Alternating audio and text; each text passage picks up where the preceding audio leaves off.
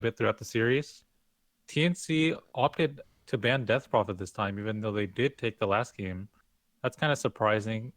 It's also interesting to note that in the lobby, when they did the coin flip, VP won for the second time, I 10 believe, and seconds they chose remaining. Radiant again. So this is the third time on Radiant, and the third 5 time that they're on seconds second pick as remaining. well. So I feel like they might have the same read that I do, where TNC is picking their cores really early in the draft. So them being on first pick doesn't really make that big of a difference because the main advantage is in the second phase where you can just counter pick.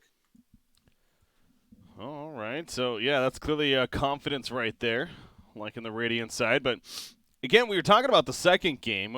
Wasn't maybe a huge fan of the idea of going to Death Prophet and the Gyrocopter opening. Happened to lead to a victory in the end, but this time we are going to see Sand King in the hands of Roger, most likely, once again. I stressed that stat in the first game when they got it as well. Roger on Sand King. I don't know. I'm going to go ahead and say he's still undefeated. I actually don't know 100%, but not too long ago he was, and considering they just went undefeated at the ESL event, I wouldn't be surprised if that's still the case. Point is, he's very good on this hero, and they get it with the Beastmaster. Yeah, those are just really good comfort picks together. I do have to say that Gyro into BM, it's a pretty good matchup because a lot of times going into the late game, once you have BKB up on Gyro and you start flacking down, usually you do kill the Necros if he does go the option. But I think lately the flavor for BM has just been the Medallion and the Shadow Blade. So in that respect, it is quite good against a Gyro being where BKB is his main defense and his main utility in the fight to get in. But in the lane, Gyro can lane pretty well versus BM overall. So I'm not too worried, as well as Sand King. Just the missile, it makes it very easy to catch up. I'm actually surprised that VP didn't pick up Bane this time. It's been really, really good. Even in the last game, when Solo's Bane was really pressured, he still managed to get a BKB, and that actually clutched out a fight where he got a full grip off on the Gyrocopter. So, really, really good hero for him. Will they go another core here? Again, that's what we're talking about with the second game. That's what they did. Mentioned Death Prophet is banned, so wouldn't be able to go that direction.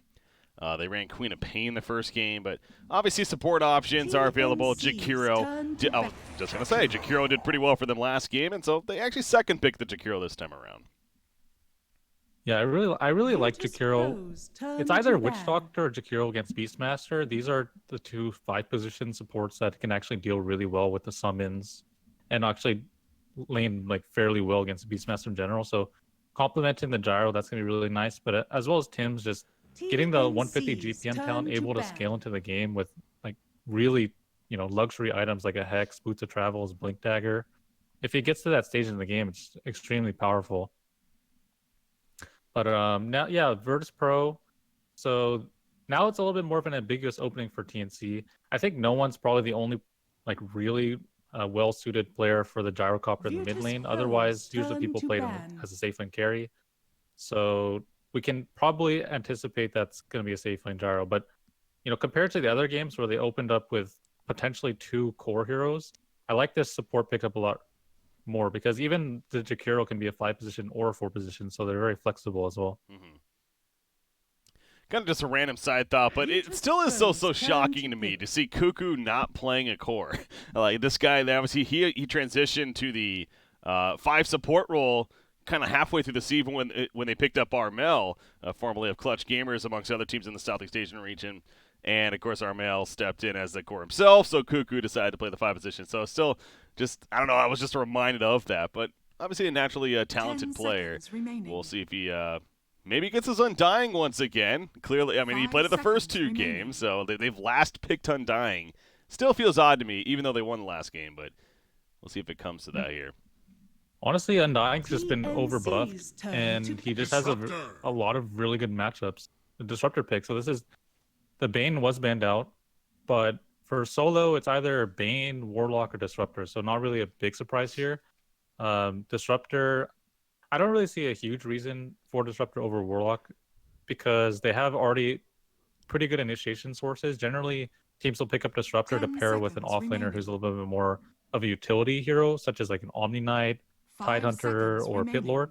Just because generally the catch comes from those kind of heroes from the position itself, but when you do pick those utility heroes, you lack it. So Disruptor complements the lineup really well. Wow. But in this Snap. matchup, they just have so much initiation. Lifestealer. So I think in the other game where Gyrocopter was picked up, Lifestealer was banned as well because it just matches up really well with the Magic community, being able to run through all of his abilities, and just overall lots of Magic damage coming out. In this game, same story. Remaining. He's able to run through Jakiro's spells easily, 5 Gyrocopters, seconds and remaining. it's also one of the hardest counters to the Nyx Assassin because there's literally nothing he can do, Virtus.pro's provided there's turn to detection. So Slark. really easy kill with open wound setup. Slark feels pretty good here.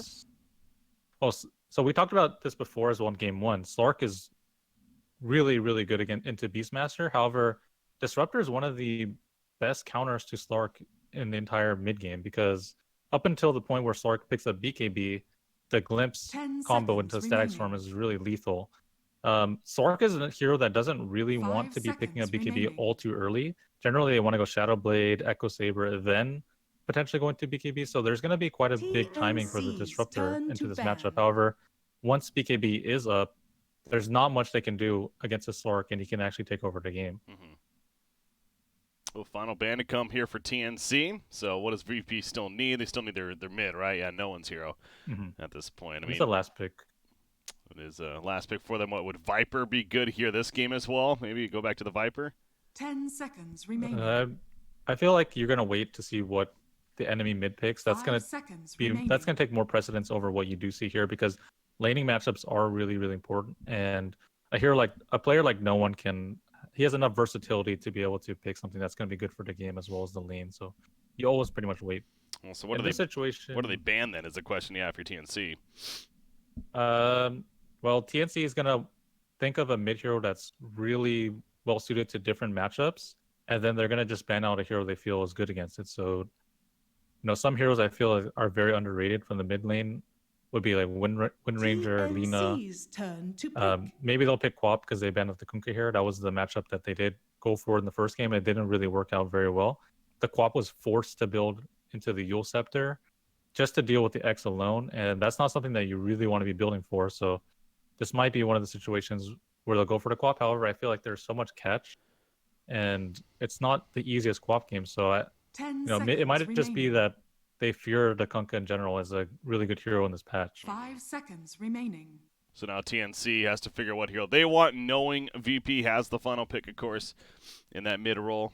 Well, actually, that kind of just hit me. So I guess it's going to be mid Gyrocopter. Or will it be an offlane Gyrocopter? Well, I guess we're going to get our answer. Oh, are you kidding me? Okay. Dying again. Snap pick. Now Bloodseeker. select your Whoa. heroes. Okay. Now, he's pretty good against Slark, right? Yes. Mm-hmm. So probably It's the a big really good idea. matchup. Yeah, so it is a mid Gyrocopter. No one probably, he's like the person who plays Gyro mid the most out of any competitive player. He probably knows this matchup. It seems like it's a good matchup. I'm not really familiar with it myself, but this is a good Undying game. I've seen lots of Undying games where Lifestealer is pretty good against Tombstone. However, Lifestealer doesn't prefer to just waste his rage or his right-clicking time on the tomb. So once the rage does wear off in the fights, a lot of times he's forced to retreat from tomb, and it's really scary because once it builds up, the slow, it's just very difficult for him to deal with. But I also like Undying just in general in this patch because he's just such a strong dual laner, and you see an abundance of strength heroes again. Beastmaster, Sand King.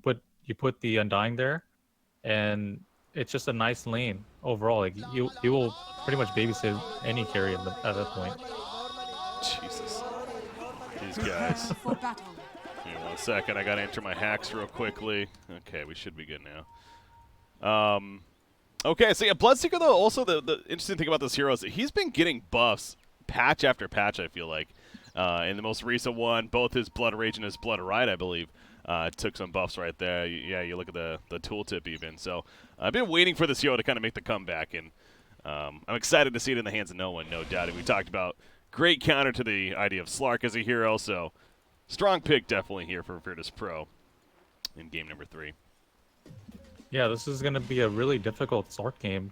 Normally people pick Slark when there are hardly any answers, but in this situation there's tons of disables, tons of silences, and even some of the hardest carries, including Disruptor and Bloodseeker. So 30 seconds it's going to be a long battle. time until this Slark comes online, or he might have to snowball his game, which is certainly possible because if he has Undying babysitting him against the Beastmaster and Sand King, it's very likely that he has a extremely fast Shadow Blade, as they can't really touch the hero. Even going out of the laning phase, Roar is not really something that you can land very easily on Slark. Ooh, bottom lane, looks like TNC is going to try to bully out for the bounty rune down here. Meanwhile, at the top, you got Virtus.pro realizing what's going on. They're going to try to take that one, and so it should end up a 2-2 split, it seems like, when it's all said and done. But yet again, TNC, are they going tri-lane? No, well, Tim's is now moving.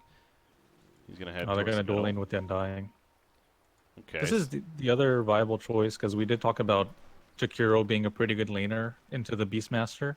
And another really good thing about this is that Undying is dual laning into Strength Core.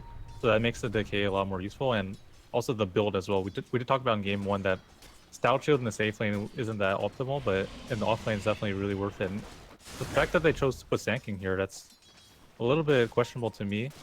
Lifestealer is very, very good in this Nyx matchup. Maybe they felt that Sand King couldn't accomplish much in top lane, and maybe Disruptor could accomplish more, and he definitely is. Like, he's pressuring the Slark a lot, but I think the Sand King is best served in top lane and Disruptor in bottom lane, personally. It sets up more kill potential on bottom. Well, Roger, for now, he's going to do a creep pull of the Dire creep wave, and caught a little bit of an issue there as far as the lane positioning goes, so we'll see how that works out. No one, meanwhile, is going to take the homing missile, and actually a pretty decent creep wave on him, so Bloodseeker going to take some fair amount of damage. No rocket barrage used, though, by the Gyrocopter. But how should this play out, you think, in the middle lane? I mean, a Gyro versus a Bloodseeker. Bloodseeker naturally is usually pretty good in a 1v1, right? Yeah, I mean, the thing is, Gyrocopter's base damage is really abysmal.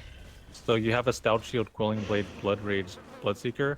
In the early levels, he should be getting harassed quite a bit, where it makes it kind of dodgy for him to run in and melee down creeps. But once he gets a couple of levels, he should be able to CS really easily. And with some Thirst buff from the side lanes, he should be able to actually run down Gyro if the rocket's not up. God, Raven really is being bullied up here at the top lane. You see Slark right now. He is 1-1. Last time I checked, that's not pretty good as far as CS is concerned for your position 1 core. So he's having a struggle. You see all the trees are chopped down even by Pasha, cutting them down with those wild axes. Now he's going for Tim's. Thunderstrike already applied the pounce on Pasha to keep his teammate alive for the time being, but it's not going to be enough. Wild axes will snipe out Tim's right there, and first blood going the way of the Radiant, actually. Yeah, the thing is about Undying is that I feel like he's best in the safe lane, just because that's where he can completely shut down a lane. And when he's in the dual off lane, it's really dependent on the matchup, where a Nyx into a lifestealer, Nyx will pretty much never threaten a lifestealer ever. So when they're choosing this lane setup, they're giving up Slark's free farm just to give Nyx a little bit extra, where it's not really going to pressure Lifestealer whatsoever. Well, bottom lane, speaking of Lifestealer, with the assistance of Roger in that caustic finale, they get the kill on the Nyx assassin. Now, Cuckoo, he's a little tankier. It's down to 16 decay charges now, but I was going to say, he was up to 20. He gets back up to 20, so he had 1,230 life.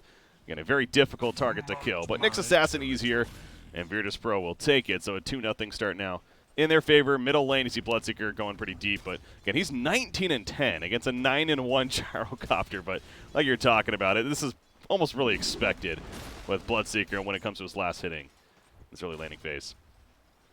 Yeah, it's not uncommon for pro players even to miss CS with Gyro just because of how bad his base damage can be at times, especially in the safe lane. So it's no wonder he's losing CS mid lane. He's actually getting doped so hard. Fairy Fire, doesn't matter. He just runs at him, and with that Thirst level 2, he's so fast this early on in the game. Nothing more that Gyrocopter can do. No DP support. Easy kill coming out from no one, and well, Armel, Armel with the tip, kind of saying, you know what, I'll get you next time, or something. Anyways, nighttime going to be approaching right here, but already a 2,000 net worth in favor of Virtus.pro. What are we going to expect out of this Bloodseeker, by the way? He has a Ring of Accolade. He's going to go boots, of course, but is this something like a Radiance game or a different route? I love Radiance BKB personally. I feel like that's the best way to scale into the game, deal damage, and take the mid game fights. I've seen people go Yules, and I really hate that. I hope he doesn't do it. I'm sure he won't. The Radiance is a much better choice overall, I believe. Tim's top lane, he's dead. Disruptor, TP, pretty good against Raven right there on that Slark, so he'll make it out and still remain without any kills for TNC. Another one going the way of Virtus.pro, though, so now 4-0 start for them. Again, that 2,000 net worth lead feeling pretty clean all across the board, and the CS chart definitely showing that. I mean, this is ridiculous. Bloodseeker alone has just as much CS combined as a top 3 on the other side. It's not good. Oh. And now he has Rupture, so they're perpetually scared of any rotation on the mid lane. It's an easy kill. I'm really kind of scared for TNC right now, just because the Slark's not having a great time, and he does need to snowball. It's either he snowball, we'll see a Rupture on mid lane, should be an easy kill. Armel, he's going to be glimpsed right back, and that's ridiculous. That's synergy right there. He just melts as soon as he gets glimpsed right back. Tim's, he's also dead. Burrow strike in, and there's an easy kill. No one. He's almost level 7 on top of this. I mean, this is game 3 of a super major. I definitely don't want to say this is already over by any means, but how do you calm this down if you're TNC? I feel like it's kind of far gone at this point. Like, it's weird to say, but because Undying isn't there at the first minute and a half for the Slark is always going to be behind now. And you cannot be behind in this game. It's either you have a fantastic early game and you snowball a little bit, where your Shadow Blade comes online, you get a couple of nice pickoffs, and then that can propel your game forward, or you literally dodge every fight until the point where you have items to take, like BKB or Lincolns, things like that. Yeah. The thing is, he's countered so hard. This has been interesting. God, yeah, well, middle lane, of course, he gets another kill, but I've been watching this bottom lane this whole time. Roger eventually falls down here, and the Ramsey's going to walk it off, but you do see Undying and what he can do and survive. Now he's only got 10 life right now, so the decays are wearing off, but Ramsey's also will be fine. But yeah, you saw it pop up. No one gets the kill in the middle lane while that whole pursuit is happening at the bottom lane. Finally, at least a kill for TNC, but losing their mid again still feels pretty bad, man. So they're trying, and I guess focusing at the bottom lane is what they want to do. Maybe get Nyx Assassin level 6 as soon as possible somehow, but this is already a level 8 Bloodseeker. He's actually going to go right into a Blade Mail as his priority item. Well, what do you think of that?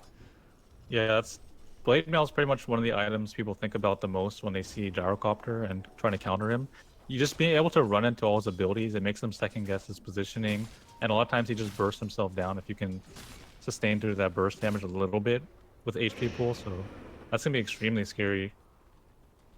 He might also be doing this so that he frees up the Lifestealer to pick up the Radiance. Rupture's ready. I mean, somebody's dead. Maybe even a couple. Tim's. Blood right, going to connect on him. Rupture's put up on a Cuckoo as well. There's the kill on a Tim's. Cuckoo just has to stand his ground. Throws out the case. Solo make it turn. Rocket Barrage to the face. Nice barrel strikes done on 2, though. Sam H running over. The Impale hits eventually, but they've already lost the Undying. Armel at least gets the kill on Disruptor. And now Tim's will port in as well. Roger has a barrel strike in 1 second. Gets it up. Blood right on top of him. No one's keeping his distance, though. He's not the fastest right now. He's speeding up, though. He's got that level 4 thirst, excuse me. But the zombie's making it difficult, so instead he'll run back to the middle lane as they lose the Sand King. So Ramses, he shows up, though, and TNC doesn't want to overcommit either. So back and forth fight, at least. 2 for 2. I mean, it's trades like that if you're TNC, I guess you're okay with, but still continues to be a 5,000 net worth lead for VP. See, the problem is that even if Nyx hits level 6, he will almost never threaten the Lifestealer, because Lifestealer is able to react, and he has enough HP and tools, including his ultimate, just to get out of these sticky situations, and they don't have enough burst to bring him down, unless he's like half HP or something. No one just walking. You see Gyrocopter with a haste and is scared as hell. Getting dope on, especially if that Rupture comes out. But he'll be fine. I just glanced over at the net worth chart, the graph, or the chart more so on the left-hand side. Yeah, that's, man, Bloodseeker is up there. But then so is Beastmaster, then even Lifestealer. And then you got Nyx Assassin is slowly climbing up. Both Gyrocopter and Slark are just really struggling. And that's already going to be a top tower kill. Raven's just sitting in the trees. He's doing that AFK sitting in the trees strat. I don't know what's going to come of that, but it's not the most efficient play, feels like. TP's to the tower, I guess. So Bosch's just going to keep pushing. He already needs a Necronomicon level 1, so why not? What can they do to stop this, right? It's just going to continue. Yeah, literally nothing. It's really curious that they chose to pretty much secure a Nyx Assassin in a poor matchup. Of the two Radiant heroes, the are hero and the scanning. Undying, I really feel like the Undying is the better hero at zoning the Beastmaster, just because any strength hero into Undying is just a free win most of the time, unless they keep Dire's skip. middle So. tower is under attack. The Nyx is gonna have to use his level 6. He does pick it up right now. It's gonna have to hit top lane. There's no kill in bottom. And if you can connect it on Beastmaster, give some space to Sork to get level 6, or he does have it, but give him some more space. Dire's middle tower That would be is ideal under right now. attack. Nope. He Oh, actually he uses Vendetta in the face of Ramses. Ramses just rage. He picks up the bounty rune and then he TPs away. They were hoping to at least get the bounty rune. Now they know the Vendetta's been active, of course. And actually Ramses just TP'd over here to the shrine. Didn't even TP that far, but you were talking about this. So try to get something out of this Vendetta. Is there any vision? I mean, Bloodseeker would be a prime kill for sure. A lot easier said than done, though. Yeah, let's see. I don't think I don't know they if have they have damage. a first. Yeah, he's not dying. And Sam H realizes that. He'll fall back. They need their cores to just get more farms somehow. So Gyrocopter head back to the bottom, and Raven's liking this for the time being. He manages to level 6 at least, so he's got that regen kicking in from Shadow Dance. And he finds a little bit of room for the time being once again. But Lifestealer, he's going to come up here. He's working towards his own Radiant, so I guess we're overlooking that as well. If he's going to go Radiance and Lifestealer already, then Yeah. Bloodseeker can go another direction, yeah. In this situation, there's only one play for TNC, and they're not doing it. Tims needs to TP bottom right now. They need to be here as 4. They need to take a fight. If they could take a fight with 4 and trade somewhat evenly and Star gets a little bit, that's worth it for them. Undying, he's basically accepted death at this point. He'll allow his teammates to get away, however. Sam H pops his second Vendetta of the game, and the first one didn't really result in much, and this time I don't know if it's going to be any different, unfortunately. He's going to hide with it for now, though. But, of course, Beastmaster's down here. Once again, the Necronomicon now level 2. And he's going to push this tower himself. They smoke up nearby with Disruptor and Sand King. We'll see if they can find a wraparound. Maybe catch Jakiro. A little too far Yeah, I like out. what they're doing. All 4 in the bottom lane. They need to take the fight here with the Gyros level 6. Oh, there's Armel getting caught by the Barrel Strike, as well as a Static Storm Kinetic Field combination. That's an easy kill to start things off. Tims, he's locked down with the Primordial from Pasha in the back lines. He throws out the Ice Breath of the Macrophyre as he goes down, however. The Spiked Carapace from Nyx Assassin puts out a mini stun, but not going to be nearly enough, and the Blood Right will connect. Nyx Assassin dead. Raven, he gets glimpsed back in. No Shadow Dance to use. He's going to melt away. And that's just purely out-farmed showing off right there. TNC was just completely not going to win that fight at all. Thing is, they're not really doing what they need to do to get back in the game. Like, that's a nice decision to make. However, it's a little late and they're too far behind.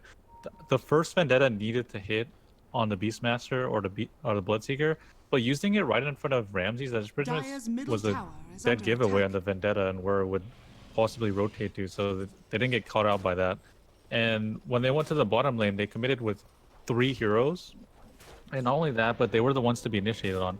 Generally, when you make that rotation, you want to be smoking your supports, and you want to be the team that's outnumbering the opponent, so that they're staggering into the fight.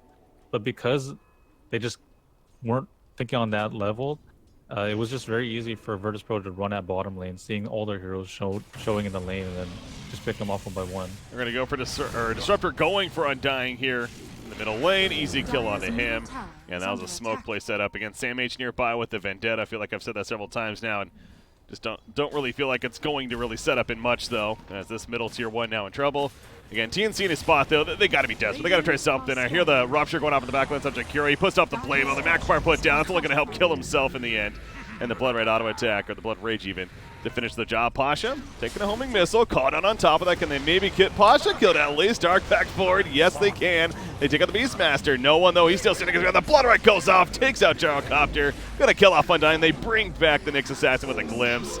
And an ultra kill for no one already. 19-4 hero kill lead. Okay, I might start thinking about that whole, this game's just out of control and unwinnable now. Because their hard carry is completely counterpicked, and a lot of this had to do with the fact that, well, it's TNC's drafting pattern. they got first pick in every single game, yet every single game they gave up a really large piece of information, which was one of their 1 or 2 position core heroes. Generally, when you're first pick, you want to pick up some pretty ambiguous heroes in the first phase, and then in the second phase, you always get the pick after the opponent. So you will see the cores first, and you're able to react to at least win 2 lanes just based on matchups, hopefully. But because they're showing the cores early, they're easily just being counterpicked. Like, you know, no one knows these matchups. They're picking their favorite bread and butter heroes. No one knows the exact counters to them in the lane. They just picks it, and they also get the last pick on top. It's just like it's so hard to win the draft when you reveal so much early on.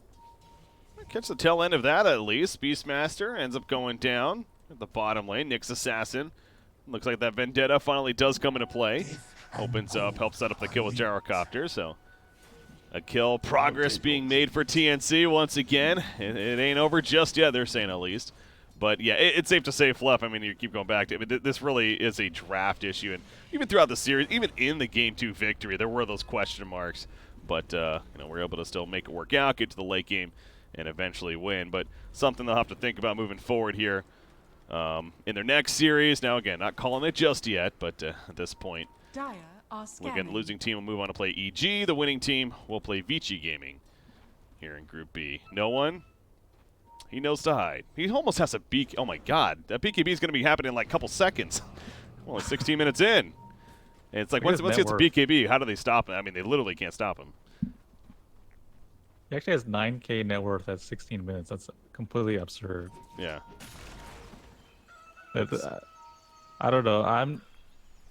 I'm all for the theories of how they will come back, but to me, this actually just looks like a complete outpick. I mean, when you're carry, like when you pick a Slark into a Disruptor, you already know that's pretty bad. But then when you throw another core that just counters in the late game, like a Bloodseeker, and the laning phase goes this way, I mean, there's no coming back. I mean, they snap picked that when a final pick is snap picked as fast as that was, you know that something went wrong on the other side. And that Bloodseeker was exactly that. He's just a hero that we do not see often, but as you've stressed several times, I mean, it makes so much sense here. That's what I mean, look at this. Jakiro's literally going to kill himself, essentially. No one finishes the job with the auto attack, but that Blade Mail proving to really pay off. Again, he has the BKB now, so he's level 14. You got Slark's level 10, and then everyone else below that on the other side at this point. So this is an easy mid-tier 2 tower kill. Again, TNC, what do? They're just going to try to push out at least the bottom tier 1, but VP, they're not going to let them get anything. Roger, he's going in with Life Stealer inside with the Infest Bomb. That's going to be killing Gyrocopter. Great epicenter combination. The 3 other heroes are just going to continue pushing mid, because why the hell not? Oh, going up here in the jungle now. Ooh, they almost hit that scan, but Nyx Assassin, a little too quick. And at least we'll make it out. But yes, Bloodseeker. So is Bloodseeker a very niche hero, would you say? Is it only certain matchups? Or is it maybe with these buffs recently, is it a hero that teams should start thinking about a little more? It's definitely still a niche hero. The laning phase is very, very important for the hero itself. And one issue is that if you do pick it as your safe lane carry, he doesn't provide enough sustained physical DPS at the fights to actually be considered like your true hard carry. And if they do have a bad matchup, they can also stop the fight. Macro Pyre put down. The Tombstone going down as well. So the best chance here for TNC with the Primal Roar locking in on Dying. He got glimpsed back actually as he got Primal Roar. Sam H in the midst of it. He's just going to melt away. It looks like the fire was killing him, but that was just the whole team of Virtus.pro. The BKB on no one. It's going to be wearing off in a second. He will get hit by the Ice Path, but the duration, not the longest, will allow him to run it off. Now, he doesn't have an Aegis or anything like that, so he does have a wand, however. He'll pop that, falls back. Raven jumping in, goes on a solo Burrow Strike in response, though. Shadow Dance activated from Slark, so he's going to survive for the time being, but not for long. Ramses has that Radiance. It helps burn him down, and eventually gets some auto attacks off to finish the actual job. Now they're going to go for the tier 2. Gotta say, I mean, TNC, it felt, I mean, that's probably the best case they're going to get right there, the best chance even, and it still just didn't even matter. Yeah, they had, you know, they were on the defensive under a tower, able to fight with 5 heroes. They have really, really strong team fight on paper. Tombstone, Jakiro, Gyrocopter, there's a lot going for them there. And not being able to take any single kill, it's all because it's gold deficit, but you know, I'm not really sure how they expect to fight into that. Slark needs to be able to get to a Shadow and Blade. Ramses just kind of walking in casually. And gets that sentry down there to be able to counter ward. There you go. They'll take out the observer ward. And once again, going to continue to run at TNC. I mean, Roshan's up, so they could go for that if they really wanted to, but choosing not to, at least for now. I mean, there's no outer tower, so something tells me Virtus.pro will eventually. In fact, it looks like that's where they're going. They're going to go right to the Roshan pit. They know that TNC can't really stop them. Pretty much a free Aegis here at this time. Slark, he's working on the Shadow Blade. It's coming, you know, trying to keep at least some positives for TNC. Moving along. And you got the Gyrocopter. BKB, it's a ways off, but the idea is there. Radiant's bottom tower is under attack. Yeah, Dire the are best play they can scanning. make right now is make the VP stagger into bottom lane, have people set up for this. They should be ready for this rotation. I mean, that's the best team fight they will have, where VP comes in with, Radiant's you know, bottom not with the tower full has team, been pretty much. denied. They have to be Radiant's there top with the rest of their tower is lineup. under attack.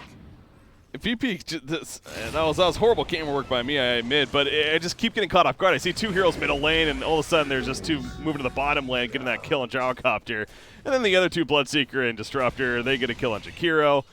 Yeah, you see Slark where he's at. He's farming deep into the Radiant jungle, and it is working for the time being, but there really isn't many places that he can be outside of this, it feels like. So they're down 20,000 net worth, just trying to get that Shadow Blade for any kind of hope, maybe some pickoffs on the Disruptor. That's really it. I don't think he's killing anyone else in this game right now by himself, but even Disruptor would be a tough call. But Ramses, he'll just push up into the base. He's got a Solar Crest now. Feeling even more confident. And again, they'd have the Aegis on Bloodseeker, so Virtus.pro going to wait for the creep wave, very likely. Push into the base, and we'll see if TNC can actually stop it. They do have Jakiro with that Macro Pyre and the Tombstone. So, I mean, again, the team fight is solid for TNC. Maybe that could be enough to delay things at least. Yeah, Yeah, we're stretching here, I know. we're stretching. it is unfortunate. It's because, you know, here we are, game 3. It's, again, I know a lot of people tuning into this one with the other series finishing up, and this being the last one of the first set of series. The first 2 games were entertaining. I mean, first game, yeah, VP looked pretty good. It was quite a stomp, but game 2, great play out, and TNC looked solid. So, you know, you kind of hoped after, especially that breakout and really hype game 3, but it's been all Virtus.pro. And Disruptor for now, he may die to the fire. There you go, he's going to be caught in it. No one's also in trouble. That would be the much bigger kill. Ice Path connects. Okay, that is an Aegis, though. So, they use quite a bit. They get the Aegis. Now they don't have anything. I love TNC's positioning there. It's so obviously the counterplay from the Sand King is always once a hero dies with Aegis, you Epicenter. Oh, Sand King, yeah, kind of missed right there. The Primal Roar locked in on Undying, though. No one just sitting on top and gets the easy kill after the fact. Raven, Shadow Dance pop. They kill Pasha. So overcommitment from Virtus.pro. And this is the openings for TNC that, you know, you make the game last long enough, maybe get the opponents to overextend. And, yeah, that's 2,000 net worth swing in their favor because of what just happened. So you're seeing you like the positioning as well of TNC. So clearly they're still playing to win, clearly. Yeah, definitely. That's a really good move. It's really obvious when teams, you know, the Aegis goes down, the team will swarm it, and then the Epicenter to come down. But TNC thinking a step ahead, anticipating the Epicenter and completely dodging it. That could have been pretty much the game right there, or at least 1 or 2 cores would have died in that engagement had the Epicenter landed. Off to the side, they smoked up. I don't think they were seen doing this. Ramsey's kind of walking into them, and will expose at least the Undying. See some ward battle going on. And eventually open wounds on it, Tim's. He has a rage as well. He's not going to care about the Macfire or the Ice Path. Gets the kill on him. They will lose Disruptor, though.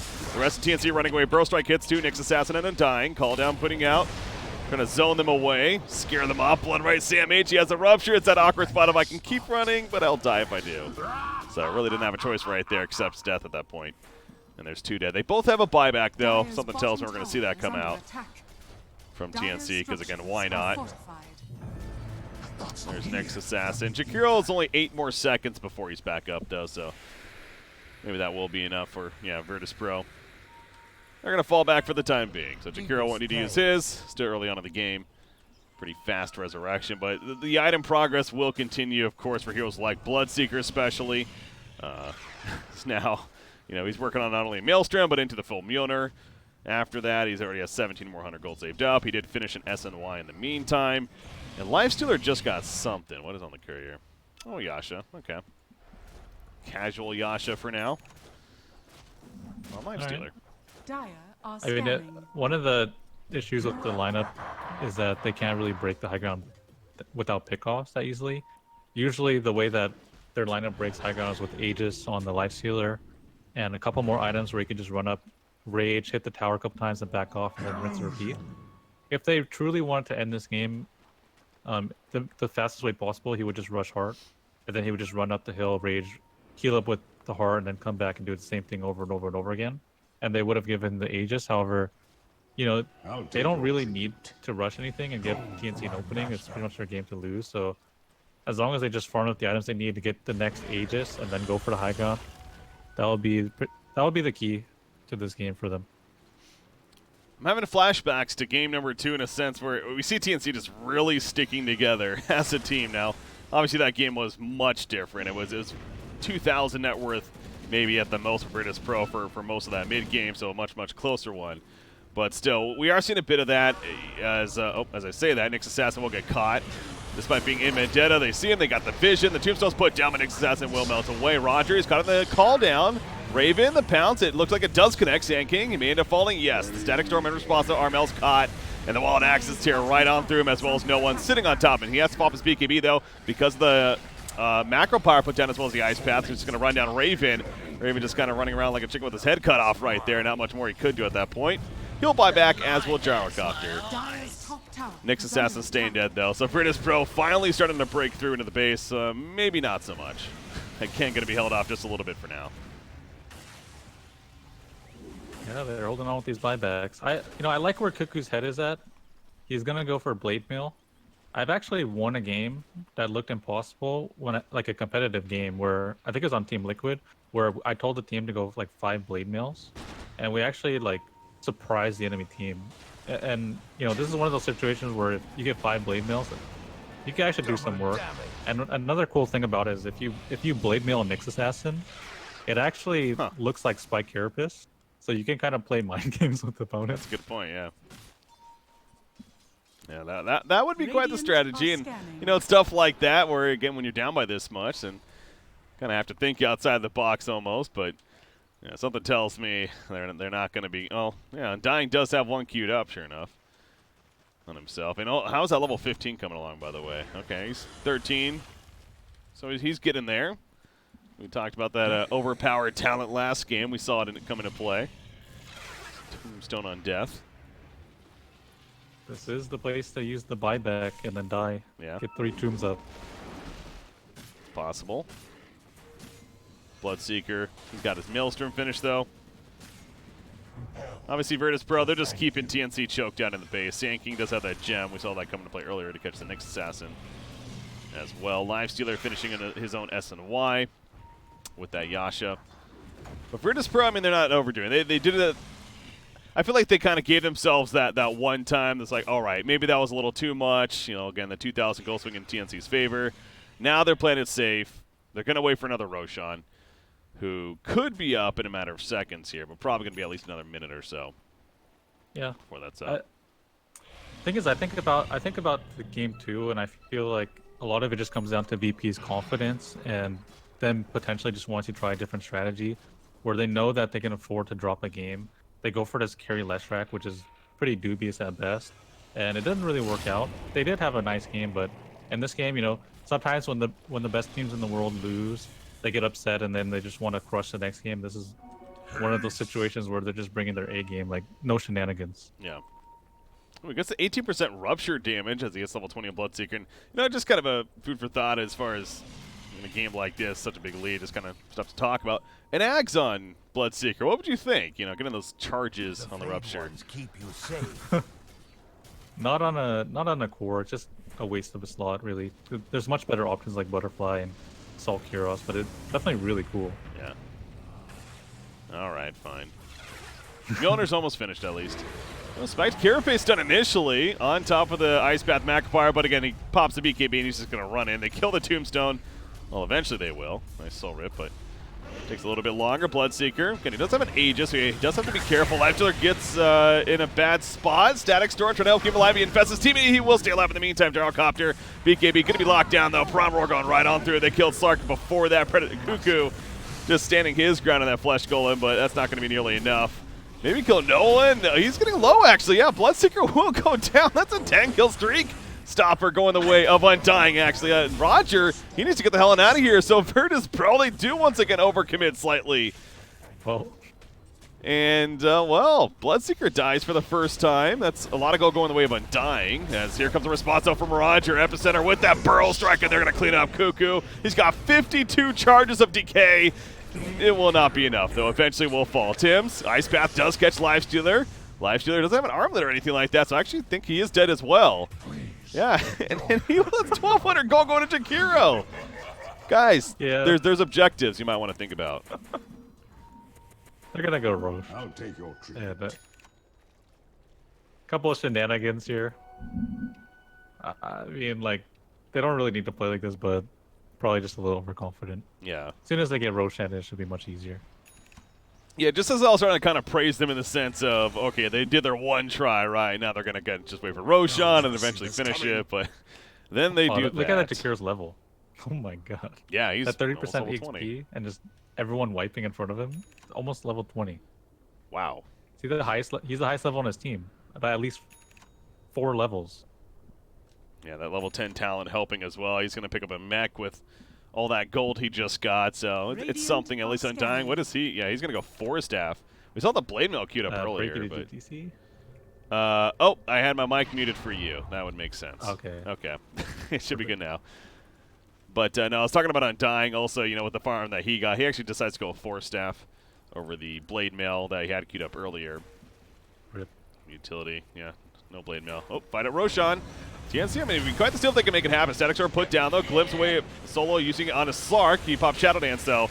Trying to run back in. Raven wants this kill. He'll get the kill on Disruptor. Roger, Burrow Strike, no Epicenter, though. Pasha locked on a Gyrocopter, but it's just by himself at the time being. No one. They turn their attention to Raven. They kill Raven pretty quickly. It seems like he's been doing a whole lot, though. Tim's, he throws on the Macropire by Tim's. He's going to melt away. The Mechanism not going to save him there. And now there will a Soul Rip. Now Cuckoo, the Decay stack's not going to be nearly enough either. Roger just comes in with a late Epicenter. It didn't even matter at that point. Gyrocopter ports away, but Virtus.pro now very likely will go and, well, maybe not actually. They're going to go for the base. I mean, 3 heroes are dead with no buyback, so yeah, they just want to go for objectives here. Dire's middle tower At this is under point. attack. Dire's Yeah, and I structures like are that Ramsey's turned off his Radiance. Because he's just like, no, not again. That gave him the only opening that they could have hoped for there. And then he just turns it back on now, but Dire's that middle kind of tower a has fallen. nice little feature of Dire's Nyx versus the middle Radiance barracks are Lifestealer, under being able attack. to actually lock him Dire's down middle before he gets the barracks Rage off. has fallen. That's just one opening. Radiant's That's really top nice tower is for under TNC, attack. and they probably won't get it again. Yeah, I saw that earlier too, and I'm glad you pointed that out because that does make a lot of sense. You're talking about with the Spike Carapace. Always you get that initial stun. Speaking of Nyx Assassin, he's not living through this one. 50 seconds. He's going to be dead for him. Virtus.pro looks like they're starting to do it now finally and officially break through in TNC's base as they get the bottom racks as well. Middle range rack just about dead. Promroar locked down on Undying. They're going to kill him off the bat. Armel pops the BKB. Flat cannons there going for it. Raven jumps in. On top of no one. The Blade Mail's put off. The Armel's going to melt away. Raven's in trouble. GG's are called. Virtus.pro will officially do it and take the third and final game. So, again, it took them 3 games in the end. TNC quite the battle, but game 3 was really all Virtus.pro. There's not much to say about it. If I had any advice for TNC, like if I was their coach, I would say open up your drafts a little more subtly and don't give up too much information away, especially in your 1 or 2 position. Maybe open up your support and the offlane or some ambiguous support combination. You know, it's really unacceptable to show your matchups that early, especially when they're so susceptible. And yeah, VP just obviously they're one of the best teams in the world, if not pretty much the best team in the world after that ESL win. So it's kind of the result that we would expect. It is, but again, it wasn't easy. They're coming off that ESL event where they didn't even drop a single game, and TNC managed to take a game off of them here in the first series, so they got that going for them. But ultimately, Virtus.pro victorious, and that means our matchups are now set moving forward. It will be Virtus.pro versus Vici Gaming in the winner side, where EG will play TNC in a losers match. Again, ultimately, all teams do move on to the main event portion of this event. It's just a matter of whether or not you're in the winner bracket or the lower bracket. But, Fluff, that means our day will come to a conclusion. A little bit longer because of the break there, but again, it's still an entertaining series nonetheless, and I had fun. I'm sure you did as well. Any final thoughts, any final words before we do wrap up here? No, that's it. I'm looking forward to casting with you tomorrow. That's right. We'll be back tomorrow. We're going to be casting some Group C action tomorrow. Team Secret versus the Final Tribe. And then PSG LGD versus Infamous will be on the stream number 4, the other remote coverage stream on top of that. But, ladies and gentlemen, really had some fun here. Again, a little bit long of a break. But ultimately, coming to a conclusion. So, once again, I was BreakyCPK. You can follow me at BreakyCPK. Joined by Fluff. You can follow him at FluffDota on Twitter. Hopefully you guys were entertained.